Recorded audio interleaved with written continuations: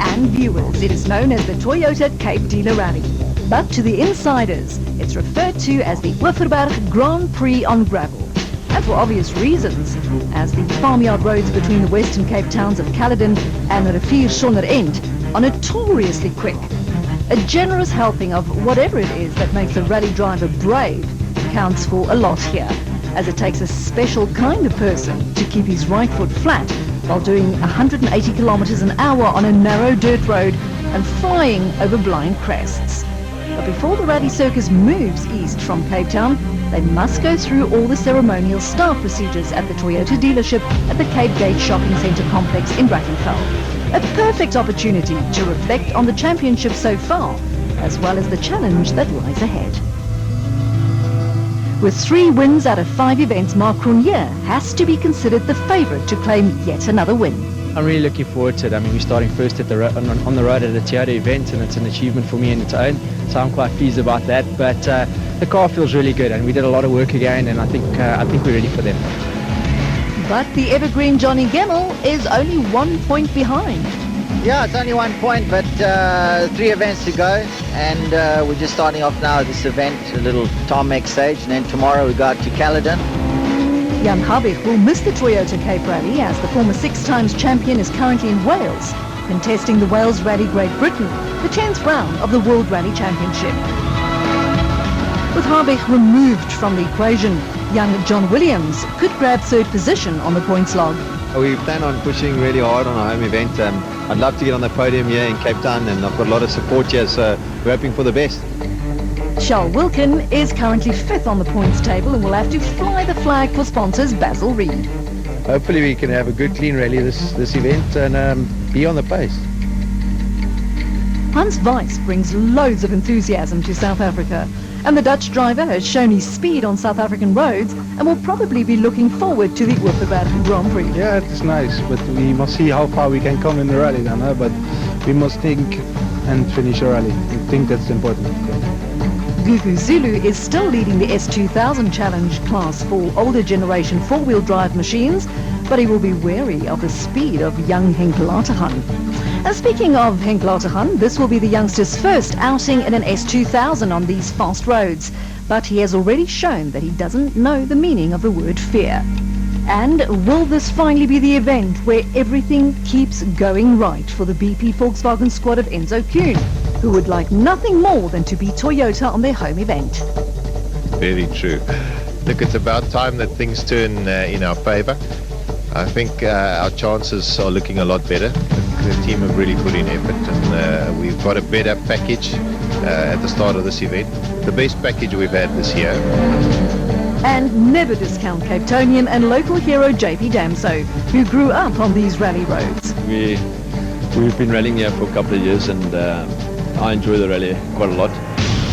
Off to the start of the Toyota Cape Dealer Rally. Stage 1 is only 1 kilometre in length and aimed at providing the thousands of enthusiastic spectators with an opportunity to get really close to the action. But it could also be a track to the drivers. Rallies cannot be won on a short stage like this one, but with lampposts, concrete pavements and even people waiting around every corner, a driver could throw it all away. The lights on the bonnet of the Sasol Ford Fiesta of Marc Cronje and Robin Houghton are the first ones to blind the thousands of spectators at the Cape Gate Shopping Centre. Cronje is also the championship points leader and did not take any risks to set the first benchmark time. Second on the road, the Castrol Toyota of main championship rivals Johnny Gemmell and Carolyn Swan. Gemmell was well aware that with this being the Toyota Cape Rally, he had additional pressure on his shoulders, but he knows how to cope with pressure, and he sets a time 1.3 seconds quicker than Cronje. Leroy Poulter and Alvin Coetzee in the second Castrol Toyota gave their supporters much to smile about as they set the fastest time yet by going a full 3 seconds faster than their Toyota teammates. Enzo Kuhn and Guy Hodgson are behind the wheel of the first of the BP Volkswagen Polos to take on the Toyota Cape Rally. In the rivalry between motoring giants Toyota and Volkswagen, there's nothing more satisfying than beating a rival on their sponsored event. And Kuhn starts well by setting a time just 1 second slower than that of Poulter. Next up, the second of the BP Volkswagen Polos driven by former champions Hergen Fekken and Pierre Arries. Fekken is normally a master on these short type spectator stages, but as mentioned, things can go horribly wrong. After a few agonizing seconds, the BP Polo is on its way again, but more than 20 seconds are lost. No such problems for Hans Weiss and Bjorn de Gant in the third of the BP Volkswagen Polos. Weiss is quick on all surfaces and starts his first ever Toyota Cape Dealer Rally by setting the fourth fastest time of all. The sixth car to start the Toyota Cape Dealer Rally is the Sassel Ford of Cape Townians John Williams and Kobus Frey. Besides Cronje and Gemmel, Williams is the only other driver to have recorded a win in 2012, and the young Cape Townian starts well with a sixth fastest time. With Jan Habig in Europe contesting the Wales Rally of Great Britain, it's up to Charles Wilkin and Greg Godrich to fly the flag for sponsors Basil Reed and Bizzup. Wilkin's time of 1 minute and 4 seconds is less than 3 seconds off the pace and good enough for fifth overall. But behind the big names and the factory cars, it's the Monster Energy Ford of Cape Town-based Dutchman Sebastian Klaassen and Cindy Harding who surprise us all by setting the fastest time and taking the early rally lead.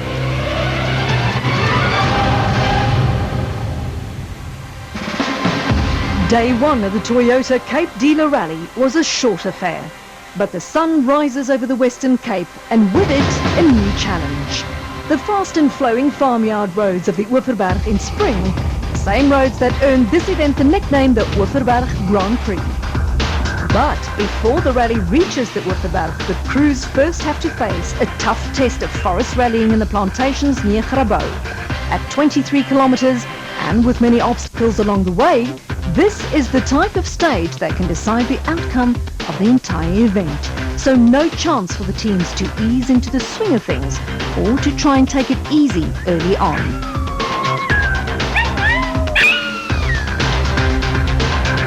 Following his surprise stage win the night before, Sebastian Klaassen is your early rally leader. Yeah, no, cool. It was a big surprise for me and for everybody, I think. But it was a short stage. It's a spectator stage, so there you can push it. And Hergen Fekken so nearly didn't even make it to Grabouw, following his altercation with a lamppost the night before. We were really lucky. Most of the brunt of the accident was on the Sandplaat, so the Sandplaat took it quite well.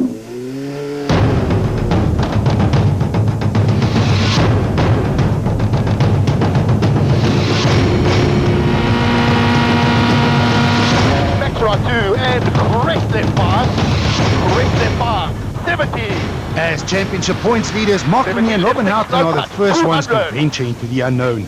A lot has been said about this stage and just how difficult it could prove to be. But Cronje would have none of it and emerges from the Grabouw forest in a time of 14 minutes and 16 seconds. Yeah, it was very, very slippery, very tricky. As Cronje was the first car on the road, it is very difficult to gauge just how fast his time would prove to be. Gemmel is no slouch, but when the Castrol Toyota cleared the flying finish 14 minutes and 32 seconds after starting the stage, it became clear that Cronje's time was very quick, a full 16 seconds faster than Gemmel, who wasn't worried just yet. Yeah, no, that's a nice stage. Yeah, very nice. Third on the road, the second of the Castrol Toyotas, driven by Leroy Poulter and Alvin Coetzee. Poulter is having a nightmare of a season, filled with bad luck, so he would not have been too unhappy with his time of 14 minutes and 43 seconds, albeit 26 seconds off Cronje's pace.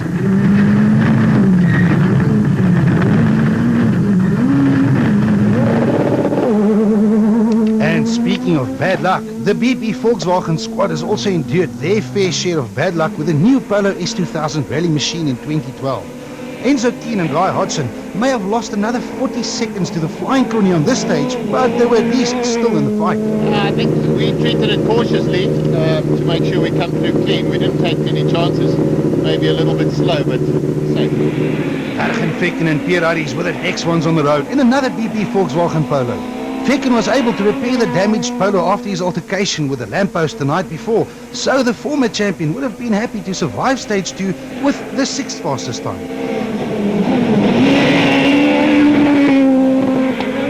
Behind Fekken, BP Volkswagen teammates Hans Weiss and Bjorn de Gant were already doing battle with the Grabouw forests and the third of the BP Polos. Weiss has impressed on every outing so far on what is foreign soil for the Dutchman, and does so again by setting the third fastest time.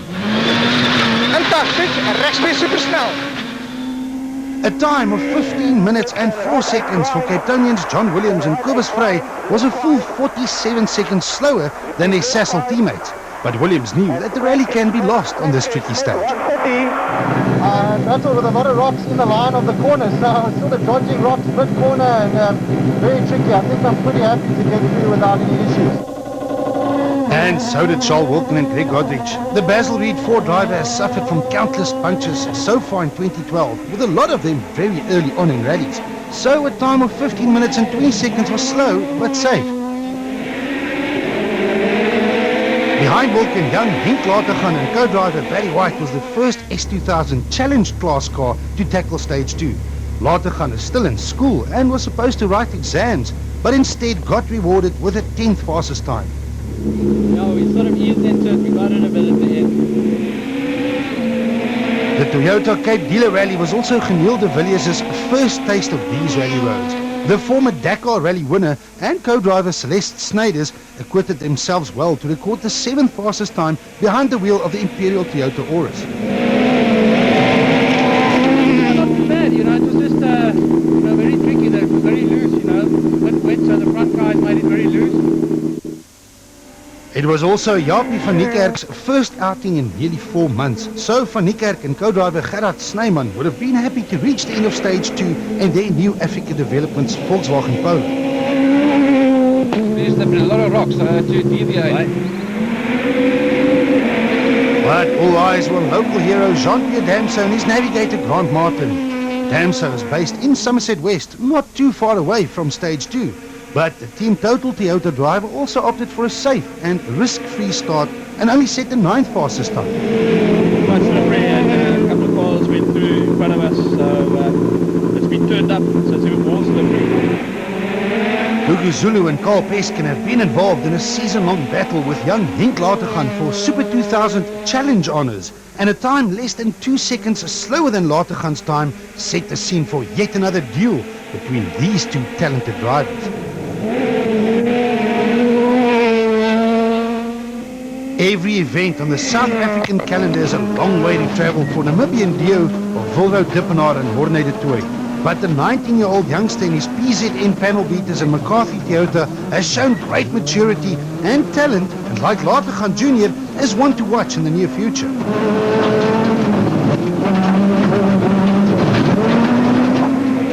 Mohamed Musa and Andre Vermeulen is another pairing who has too often seen the ugly side of Lady Luck so far in 2012.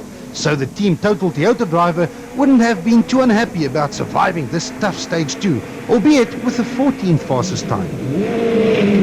No, it wasn't too bad. I think we were a little bit too conservative, and the grip was fine. Actually, a very nice stage. I enjoyed it.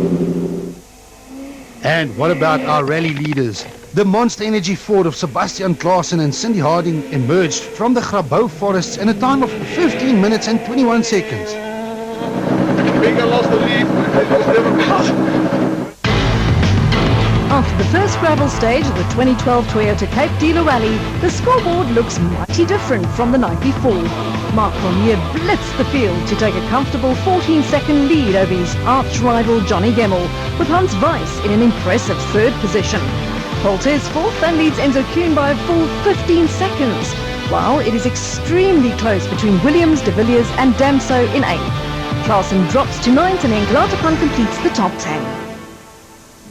After a long drive from Cape Town, which included the tricky stage in the Grabouw forests, the crews finally reached the safety of the Dunlop Service Park on the outskirts of Caledon. The first opportunity for the cars to receive much needed attention, as well as a chance for the drivers to reflect on the battle that lies ahead.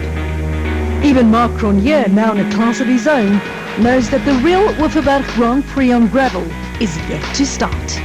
The initial plan for that stage was to get us in the rhythm, which is basically what it did. It's really, really technical and extremely tough on the notes. But the stages going in here now is really just flat out, so a lot of momentum and building of speed. Although it's still early days, it's already shaping up to be another 2-horse race between Cronje and Toyota's Johnny Gemmell. Yeah, no, that was quite a tough stage, that one. Quite tight and twisty, slippery. And Mark got away a little bit from us in that one. So we just see what we can do in this next one. And third was an excellent position for Dutch driver Hans Weiss on his first visit to the Western Cape. Yeah, I think so, but okay, it was a difficult stage, the first one, or the second one actually, and okay, we had setting problems a little bit, we had a lot of wheel spin, and I think the time was good for the situation we had there. After the break, the Toyota Cape Dealer Rally reaches top gear as the Wofferberg Grand Prix on gravel gets underway on the fastest rally road South Africa has to offer. It's already day 2 of the Toyota Cape Dealer Rally. But the real rally on the infamously fast farmland roads of the Wofferberg region is about to start. And surprisingly, there's been no real drama yet, but that is all about to change. The Wofferberg region is spectacular in spring, but the drivers will have no time to admire the scenery, as they will need all of their skills to stay on these roads at speeds of nearly 180 kilometers an hour. Stage 3 at Ysbrandskop is 17 kilometers long, and as with the first stage early in the day, it is Mark Cronje and Robin Houghton who have to find their feet first in a Sasol Ford Fiesta. But Cronje only knows one speed, and that is flat out. The Sasol Ford crosses the flying finish in a time of 9 minutes and 16 seconds for an average speed of well over 100 kilometers an hour. Press left 3, press left 3 Try to keep a nice clean stage, so let's see. In recent times, Cronje has forced everyone else to raise their game, and no one has done it better than Johnny Kemmel and Callan Swan. The Castrol Toyota driver knew that he had everything to fight for, but a time of 9 minutes and 28 seconds means another 12 seconds lost to his rival. Is it? Yeah, that's a lot. No, that's a lot. Behind Kemmel, Leroy Poulter and Alvin Coetzee were keen to change their fortunes around, and a time of 9 minutes and 32 seconds may have been 16 seconds slower than the fastest so far, but quick enough for the Castrol Toyota pairing to maintain their 4th position overall. Yeah, I enjoyed it. It was nice, eh? Enzo Keen and Guy Hodgson have been in many important battles before, and this one was no different. The BP Volkswagen Polo used every inch of the road and more to reach the end of stage 3, but something slowed them down. and flat left 4. Flat. Oh, okay. No, we lost the clutch in there, but the rest of the car's good, feeling good. Keen was still in a battle, and so was the second BP Volkswagen Polo driven by Hergen Vecken and Pierre Aries. Vecken was still finding his feet on these fast roads and brought the Polo home with the 8th fastest time. But rhythm is not there yet because of what happened the stage before and the stage before, so not having a good day. The words drama and Hans Weiss are never too far apart, and stage 3 was no different for the Dutch driver and his Belgian co-driver Bjorn de Gaan. Weiss really made his intentions clear by setting the second fastest time of all, which propelled him into second position overall, and that despite picking up a puncture near the end of this very fast stage. Ah, we had a puncture. So behind Weiss, John Williams and Clovis Frey were now getting to grips with the Overberg rally roads. Split times throughout the stage showed that Williams was on course to record a competitive time. But the Sasol Ford loses grip with terra firma through the big water splash and spins out of control. We didn't listen to Leon there on the notes. We kept our foot flat through there, and we got a bit of a tank slapper, went through the bushes here, but I think we'll just get out clean. It should be fine. Good to go.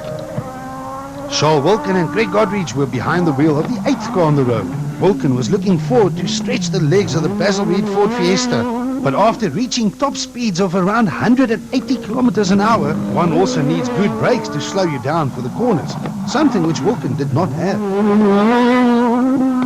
These fast gravel roads were new to both Geniel de Villiers and Celeste Snyders, but de Villiers is an accomplished motorsportsman for a reason and crossed a flying finish in the 6th fastest time. It was also quick enough to climb to 6 on the overall leaderboard.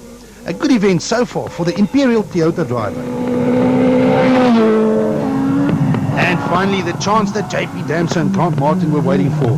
On stage 3, the son of rally legend Serge Damso gave his team Total Toyota free reins, and it showed as he set the 7th fastest time. Damso's team total Toyota teammates Mohamed Musa and Andre van Meulen were not so fortunate. The Tsenin-based businessman is a tough competitor, but the engine underneath the bonnet of his total Toyota Auris was taking too much punishment, forcing Musa to lose valuable time with a misfiring engine. Someone who did manage to break into the overall top 10 after stage 4 was Gugu Zulu and co-driver Carl Peskin, but it was not without its fair share of drama. The intercom system inside the BP Polo failed, leaving Peskin to revert to good old sign language, not what you want when driving over blind crests at full tilt. And as expected, the fight for S2000 challenge honours was a tight one between Zulu and his young rival Henk Lategan. The Q8 Oils Volkswagen Polo driver managed to stay ahead of the more experienced Zulu after stage 4, but only by a small margin of just 2.7 seconds. There was no chance to service the cars in between stages 3 and 4, which meant that Charles Wilken and Greg Godrich still had no or very little brakes inside the cockpit of the Basil Reed Ford Fiesta. Wilken only managed an unaccustomed 10th fastest time on stage 4 to maintain a position in the overall top 10, but he now had a number of drivers breathing down his neck. Ergen Fekken and Pierre Harries were still determined to make up some of the more than 20 seconds they lost on the opening stage. And on stage 4, he set the 5th fastest time of all to move up into 7th position. Fekken was now also hot on the heels of the Sassel Ford Fiesta of John Williams and Cobus Frey, who lost around 5 seconds to the BP Polo on this stage. The difference after stage 4 was now just 8 seconds, but still in favour of Williams, who occupied 6th. And another steady performance by Geniel de Villiers and Celeste Snyders on the fast 21 kilometers of stage 4 saw the Imperial Toyota driver gain another position. De Villiers was now up to 5th, and what was proving to be one of his best outings since returning to special stage rallying earlier in 2012. But besides de Villiers, local hero JP Damso was now the man on the move. The team total Toyota driver started stage 4 in 8th position, but a very good time on stage 4, combined with the misfortunes of a few other drivers still to come, saw the Cape Townian climb the leaderboard all the way up into 4th position. The 4th position, now occupied by Damso, previously belonged to Castrol Toyota's Leroy Poulter and Alvin Coetzee. But the talented driver's nightmare season continued when he failed to reach the end of the stage.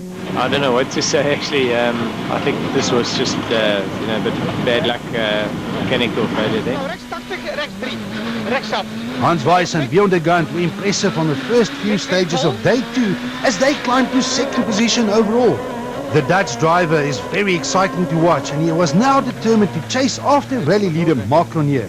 But something is clearly wrong as the BP Volkswagen Polo slowly grinds to a halt. What a disappointing end to a rally that promised so much for the Dutchman.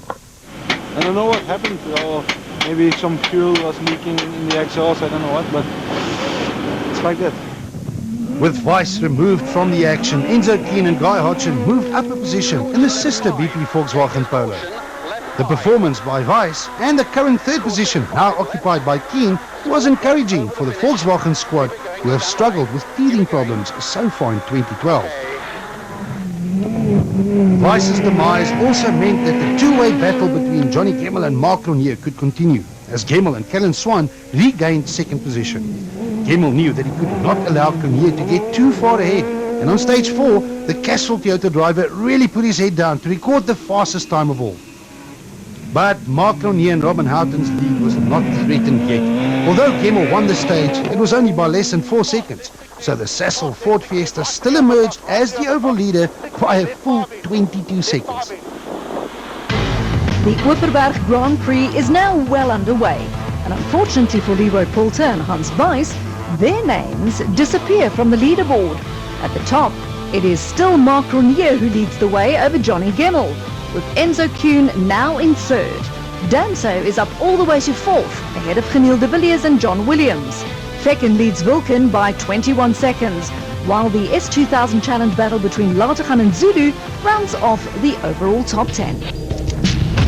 The Dunlop Service Park has now moved to around 40 kilometers east of Caledon, where the crews are frantically doing repairs. Ronier is still leading Gemmel by what could prove to be a comfortable margin, and with both Weiss and Poulter removed from the equation, Enzo Kuhn now fills the final podium position. So we're just hanging in there. We're not pushing very hard. We're finding our feet. It seems the strategy is working. Stages 5 and 6 will add another 32 kilometres of flat-out gravel racing to the second day of the Toyota Cape Dealer Rally. It will also be the last chance of the day for any of the protagonists